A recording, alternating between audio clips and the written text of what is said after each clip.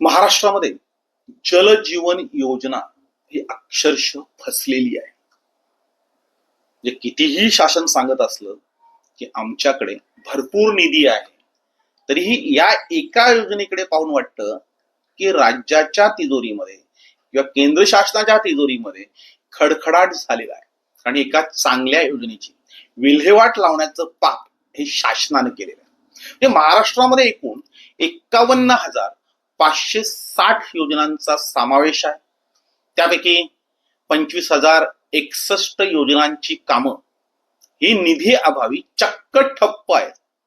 या योजना सुरू करण्यासाठी 5,422 कोटींच्या निधीची गरज आहे.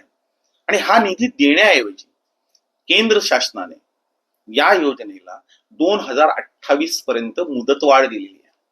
आता 2028 पर्यंत या योजनांचं काय होईल? या आधीच ज्या बंद आहेत त्या 2028 पर्यंत जर चालवल्या, तशाच अवस्थेत जर ठेवल्या आणि त्याच्यानंतर जर जो निधी आला तर या योजनांचं नेमकं काय होईल हे सांगायला कुठल्याही ज्योतिषाची गरज नाही. म्हणजे एकूणच जल जीवन योजनेचा बोजवारा उडालेला आहे. मात्र या संदर्भात कुणीही बोलायला तयार नाही, कुणीही लिहायला तयार नाही. जनतेला पाणी मिळूच नये अशीच काहीशी भावना शासनाची आहे की काय, असं आता वाटायला लागलेलं आहे.